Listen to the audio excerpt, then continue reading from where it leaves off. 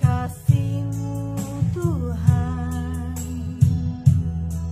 ku rasakan kuasa-Mu Tuhan, ku rasakan kasih kuasa Roh Kudus, ku rasakan kehadiran-Mu.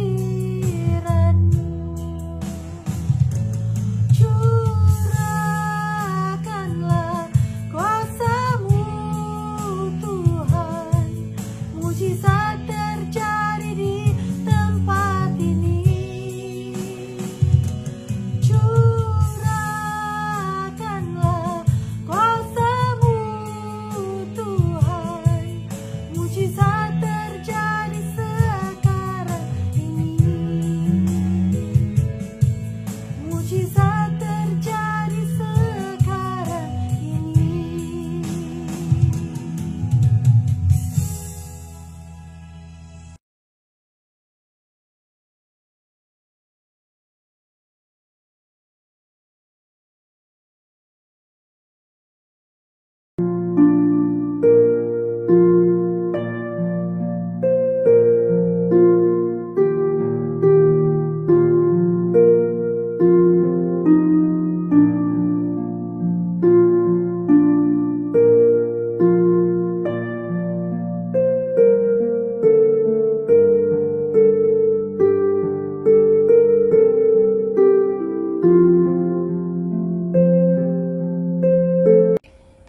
Shalom, salam Kristus dan selamat pagi untuk semua jemaat Tuhan yang saya kasihi dalam Tuhan kita Yesus Kristus.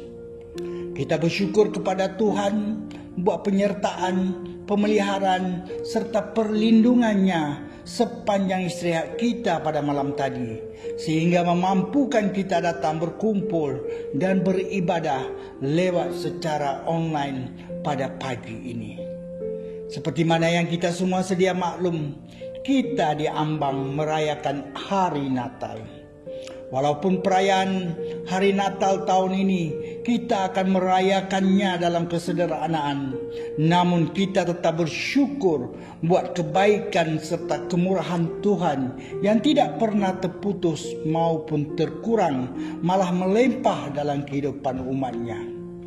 Maka dengan itu, saya mengambil kesempatan ini untuk mengucapkan selamat hari Natal buat kesemua barisan kepimpinan serta jemaat Tuhan di New Life Restoration Center, biar dimanapun Anda. Bapak Ibu serta saudara-saudari sekalian, dimanapun Anda berada di saat ini, saya berdoa kiranya damai sejahtera Tuhan bersama Anda semua. Mari kita lihat firman yang Tuhan ingin saya perkongsikan pada pagi ini, yaitu dari Injil Matius pasal 1 ayat 18 hingga ke 25. Saya akan membacakan untuk kita semua. Injil Matius pasal 1 ayat 18 hingga ke 25. Kelahiran Yesus Kristus adalah seperti berikut. Pada waktu Maria, ibunya bertunangan dengan Yusuf, ternyata ia mengandung dari Roh Kudus sebelum mereka hidup sebagai suami istri. Karena Yusuf suaminya seorangnya tulus hati dan tidak mau mencemarkan nama istrinya di muka umum, ia bermaksud menceraikannya dengan diam-diam. Tetapi ketika ia mempertimbangkan maksud itu, malaikat Tuhan nampak kepadanya dalam mimpi dan berkata, "Yusuf, anak Daud, janganlah engkau takut mengambil Maria sebagai istrimu, sebab anak yang di dalam kandungannya adalah dari Roh Kudus. Ia akan melahirkan anak laki-laki dan engkau akan menamakan dia Yesus, kerana dialah yang akan menyelamatkan umatnya dari dosa mereka." Hal itu terjadi supaya genaplah yang difirmankan Tuhan oleh Nabi.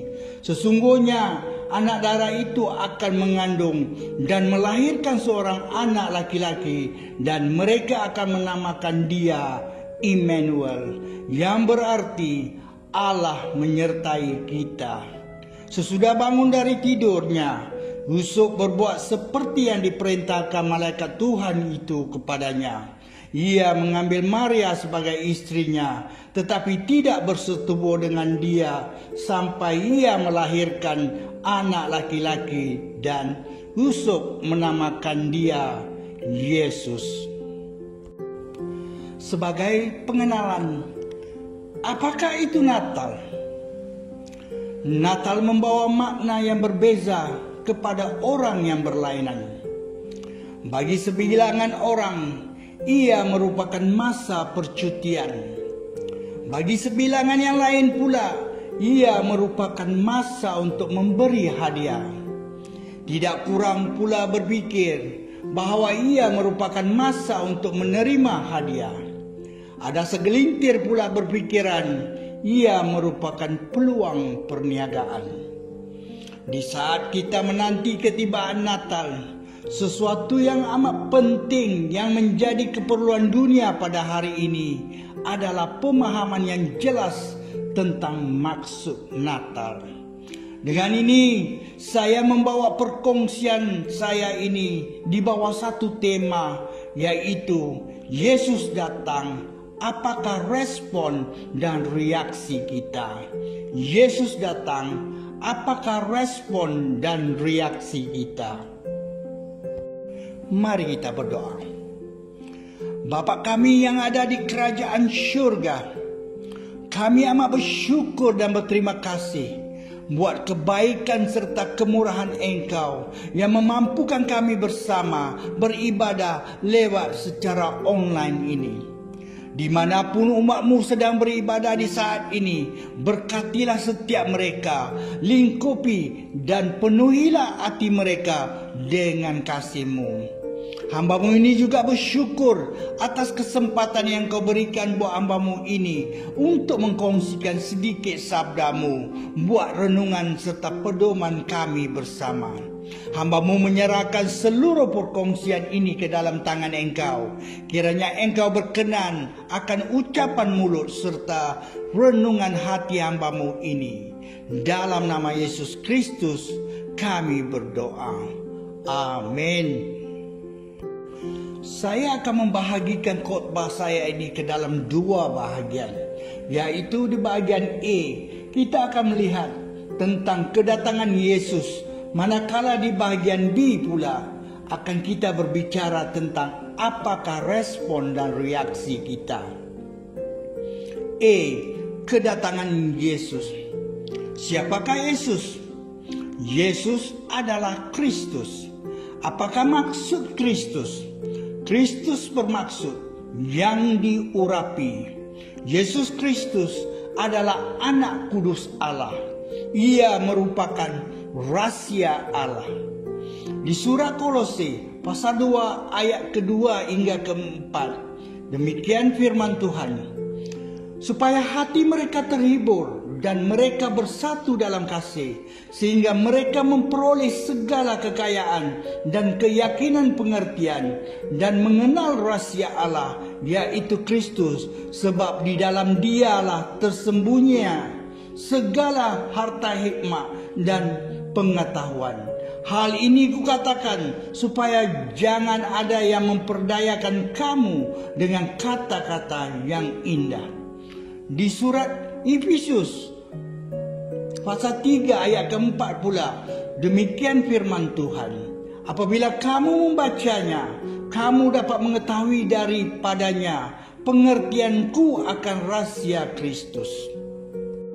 Bila kita berbicara tentang kelahiran ataupun kedatangan Yesus, para ulama, para ahli teologi, para pakar dan juga guru-guru telah lama memikirkan makna kehidupan dan kematian guru yang datang dari Nazaret ini. Yesus Kristus dilahirkan dan tinggal di bumi selama lebih kurang 3 dekad. Tetapi mengapakah ia datang? Cuma sedikit yang sedar bahwa akhirnya tiada pilihan lain. Yesus harus dilahirkan. Rancangan Tuhan untuk umat manusia termasuk keperluan seorang penyelamat, penebus manusia. Berikut adalah 7 sebab yang membawa kepada karya terbesar Allah bahwa Yesus Mesias, Anak Allah, harus dilahirkan.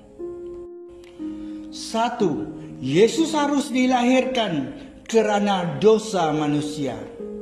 Sekiranya Adam dan Hawa mematuhi Tuhan, mereka dapat merapatkan jurang antara kematian dan kekekalan. Mereka mempunyai akses kepada pokok kehidupan. Mereka mempunyai kelebihan. Jadi, apa yang salah di sini? Adam dan Hawa melakukan apa yang dilakukan oleh setiap manusia. Mereka tidak taat kepada Tuhan, maka mereka berdosa. Mengapa penipuan setan terhadap Adam dan Hawa bermaksud bahwa Kristus harus dilahirkan? Juru selamat harus dilahirkan kerana manusia setelah dosa Adam dan Hawa akan hilang secara kekal dari Tuhan. Tidakkah Yesus datang ke bumi dan membenarkan dirinya untuk dikorbankan untuk menyelamatkan umat manusia dari dosa-dosanya yang bermula dengan Adam dan Hawa di Taman Eden? Kedua, Yesus harus dilahirkan kerana Tuhan mau mendedahkan sifatnya kepada manusia. Tuhan mau mendedahkan watak-watak yang benar kepada Adam dan Hawa dan kepada semua umat manusia supaya mereka dapat menjadi seperti Dia dalam pemikiran dan roh. Kenapa keinginan Tuhan untuk mendedahkan sifatnya kepada manusia bermaksud Yesus harus dilahirkan? Yesus harus dilahirkan kerana Adam dan Hawa gagal melaksanakan mandat Tuhan untuk memuliakan Dia dalam kehidupan mereka. Ia ditinggalkan untuk Anak Allah ribuan tahun kemudian untuk akhirnya memenuhi watak ilahi dan tujuan Allah bagi manusia. Ketiga, Yesus harus dilahirkan untuk menghapuskan dosa-dosa manusia melalui korban yang sempurna. Mengapa keperluan untuk korban yang sempurna bermaksud bahwa Yesus harus dilahirkan? Ini kerana pengorbanan fisik yang lebih awal tidak sempurna. Mereka tidak boleh mengambil hukuman untuk dosa. Kita boleh lihat di surah Ibrani pasal 10 ayat keempat. Yesus terpaksa dilahirkan kerana tanpa pengorbanan yang sebenar, kemanusiaan telah ditakdirkan semuanya akan mati tanpa harapan melampaui kubur. Keempat, Yesus harus dilahirkan supaya manusia memiliki pengantara, yaitu mediator. Yesus adalah pengantara perjanjian baru. Di bawah perjanjian baru, Tuhan menggantikan pengorbanan imamat Lewi dengan pengorbanan akhir Yesus sendiri. Demikian firman Tuhan di surat Ibrani pasal 8 ayat ke-6. Tetapi sekarang Ia telah memperoleh pelayanan yang lebih baik kerana Ia adalah pengantara perjanjian yang lebih baik yang telah dijanjikan dengan janji yang lebih baik.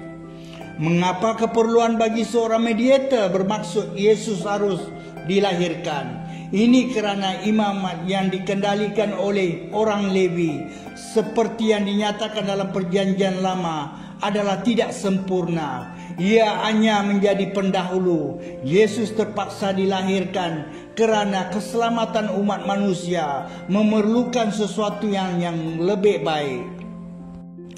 Kelima, Yesus harus dilahirkan untuk memberikan benih Abraham yang dijanjikan. Tuhan berjanji kepada Abraham bahawa melalui benihnya atau keturunannya semua bangsa di dunia akan diberkati. Kita boleh melihat di kitab Kejadian pasal 22 ayat ke-18 dan surat Galatia pasal 3 ayat ke-14 hingga ke-16.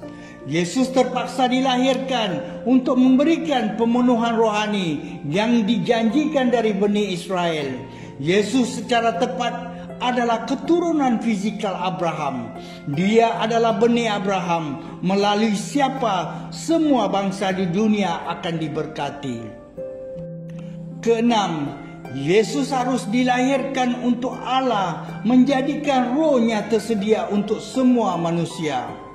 Bukan sahaja Yesus harus dilahirkan, tetapi dia terpaksa membayar penalti untuk dosa-dosa kita melalui kematiannya sendiri.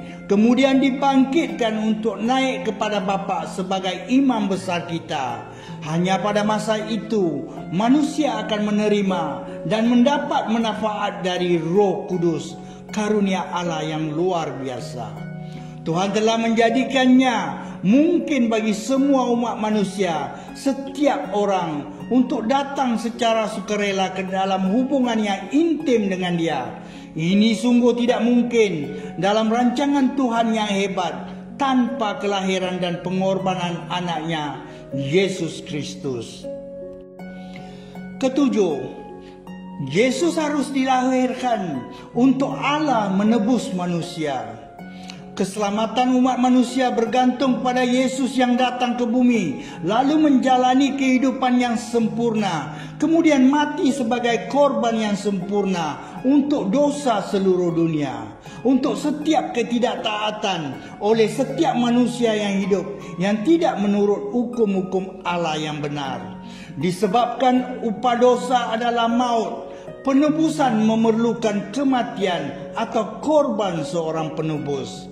Sebenarnya terdapat 31 sebab kenapa Yesus dilahirkan di dunia ini. Saya cuma menyatakan 7 yang terutama di sini. Maka bilakah Yesus dilahirkan? Kebanyakan orang di dunia merayakan tanggal 25 Desember sebagai tarikh kelahiran Kristus. Bukti sejarah dan Alkitab menunjukkan tarikh ini tidaklah sebegitu tepat.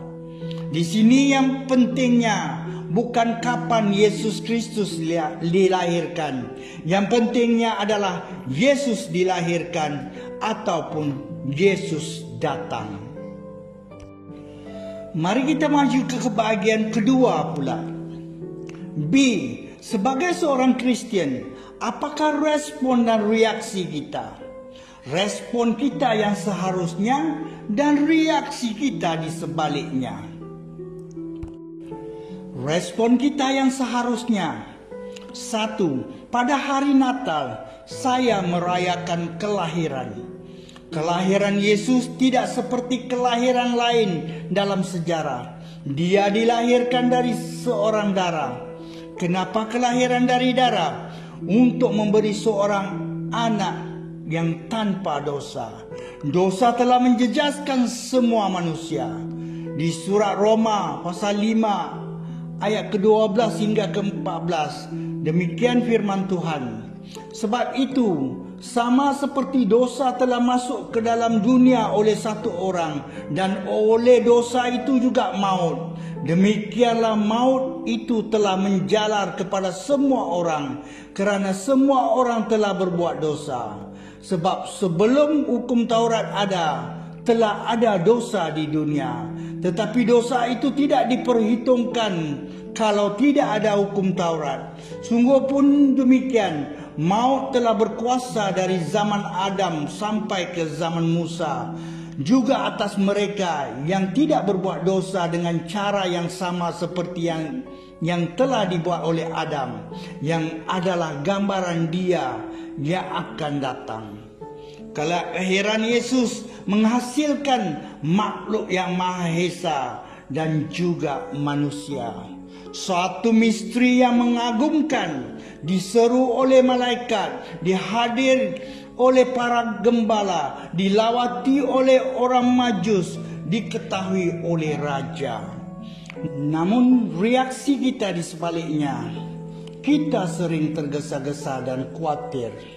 Dengan semua tergesa-gesa dan khawatir, mudah untuk melupakan Kristus walaupun pada hari Natal kita seumpama tiada ruang untuk Tuhan kita Yesus Kristus. Natal ini kita perlu diingatkan bahwa Tuhan telah menghantar anaknya ke dalam dunia untuk menyelamatkan manusia. Respon kita yang seharusnya. Kedua, pada hari Natal, saya berkonsentrasi pada Tuhan sebagai Bapa. Ingatlah, Yesus datang untuk membawa dunia yang hilang kembali kepada Allah Bapa. Natal adalah penyataan tentang kepedulian Tuhan terhadap umat manusia.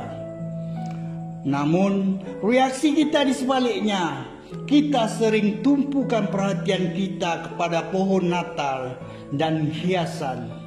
Natal yang memberi tumpuan kepada pohon dan hiasan benar-benar kehilangan maksud atau mesej sebenar Natal. Mesej itu adalah bahwa Tuhan benar-benar kisah dan peduli akan ciptaannya. Di Injil Lukas pasal 2 ayat ke-14, demikian firman Tuhan. Kemuliaan bagi Allah di tempat yang maha tinggi dan damai sejahtera di bumi antara manusia yang berkenan kepadanya. Respon kita yang seharusnya. Ketiga, pada hari Natal saya berkomunikasi ataupun memberitakan cerita. Kisah seorang penyelamat. Kata juru selamat bermaksud seorang yang datang untuk menyelamatkan ataupun membebaskan. Dia datang untuk menyelamatkan umatnya dari dosa mereka. Injil Matius pasal 1 ayat ke-21. Demikian firman Tuhan. Ia akan melahirkan anak laki-laki dan engkau akan menamakan dia Yesus, kerana dialah yang akan menyelamatkan umatnya dari dosa mereka. Yesus Kristus anak Allah adalah juru selamat. Di Kisah Para Rasul pasal 4 ayat ke-12. Dan keselamatan tidak ada di dalam siapa pun juga selain di dalam Dia. Sebab di bawah kolong langit ini tidak ada nama lain yang diberikan kepada manusia yang olehnya kita dapat diselamatkan. Di Injil Yohanes pasal 14 ayat ke-6 pula, kata Yesus kepadanya, Akulah jalan dan kebenaran dan hidup. Tidak ada seorang pun yang datang kepada Bapa kalau tidak melalui aku. Betapa satu peluang ataupun kesempatan yang baik bagi saya untuk membiarkan Yesus menyelamatkan saya dari dosa saya. Alkitab berkata, kerana semua orang telah berbuat dosa dan telah kehilangan kemuliaan Allah. Kerana ini benar, semua orang memerlukan juru selamat. Surat Roma pasal 3 ayat ke-24 hingga ke-26. Demikian firman Tuhan. Dan oleh kasih karunia telah dibenarkan dengan cuma-cuma kerana penebusan dalam Kristus Yesus. Kristus Yesus telah ditentukan Allah menjadi jalan pendamaian kerana iman dalam darahnya. Hal ini dibuatnya untuk menunjukkan keadilannya kerana ia telah membiarkan dosa-dosa yang telah terjadi dahulu pada masa kesabarannya. Maksudnya ialah untuk menunjukkan keadilannya pada masa ini supaya nyata bahawa ia benar dan juga membenarkan orang yang percaya kepada Yesus. Maka itu kepada siapa yang perlu kita beritakan?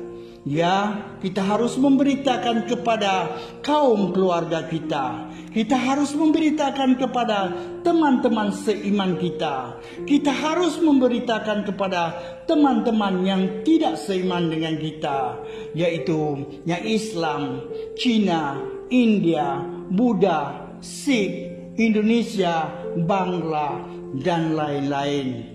Namun, reaksi kita di sebaliknya. Kita dalam kesibukan. Ibu-ibu sibuk dalam mempersiapkan kuih-muih, pakaian, perhiasan. Tidak kurang pula terlalu asyik dalam menggosip. Bapak-bapak pula sibuk berpolitik, berborak dengan teman-teman, meluangkan waktu pada perkara-perkara di persekitaran. Di mana anak-anak pula sibuk dengan telefon bimbit mereka dan game terbaru. Tidak mengambil kesempatan yang ada untuk memberitakan kedatangan Tuhan. Alasannya malu, segan, tidak berani. Peringatan buat kita di Injil Matius pasal 8 ayat ke-38. Demikian firman Tuhan. Sebab barang siapa malu kerana aku dan kerana perkataanku di tengah-tengah angkatan yang tidak setia dan berdosa ini, Anak Manusia pun akan malu kerana orang itu apabila ia datang kelak dalam kemuliaan Bapanya diiringi malaikat-malaikat kudus. Respon kita yang seharusnya. Keempat, pada hari Natal, saya mengantisipasikan kedatangan Kristus yang kedua kali. Yesus berjanji selama persiapannya untuk kematian bahwa ia akan datang lagi. Di Injil Yohanes pasal 14 ayat 1 hingga ke-3, demikian firman Tuhan. Janganlah gelisah hatimu, percayalah kepada Allah, percayalah juga kepadaku. Di rumah Bapakku banyak tempat tinggal. Jika tidak demikian, tentu aku mengatakannya kepadamu. Sebab aku pergi ke situ untuk menyediakan tempat bagimu. Dan apabila aku telah pergi ke situ dan telah menyediakan tempat bagimu, aku akan datang kembali dan membawa kamu ke tempatku, supaya di tempat di mana aku berada, kamu pun berada. Namun reaksi kita di sebaliknya. Kita dalam kesibukan mencari vaksin coronavirus, kita sibuk mempersoalkan apakah sudah sampai akhir zaman, apakah dunia nak kiamat. Betapa lebih baik masa bagi Yesus untuk kembali kepada mereka yang menanti-nantikan Dia, kalau bukannya sekarang. Kesimpulannya, ketika tibanya Natal, satu kalimat yang sering kedengaran dan katakan adalah sibuk ataupun busy. Saya terlalu sibuk. I am so busy. Natal tahun ini pun kita akan tetap sibuk ataupun busy. Malah akan lebih sibuk, lebih busy. Sibuk, satu, meraihkan kelahirannya, kehadiran satu makhluk yang 100% Tuhan dan 100% manusia. Satu misteri yang mengagumkan, diseru oleh malaikat, dihadiri oleh para gembala, dilawati oleh orang majus, diketahui oleh raja. Yang kita perlu diingatkan bahwa Tuhan telah mengantar anaknya ke dalam dunia untuk menyelamatkan manusia. Sibuk, kedua, berkonsentrasi kepada kebapakan Tuhan, yaitu damai sejahtera di bumi di antara manusia yang berkenan kepadanya. Sibuk, ketiga, memberitakan cerita.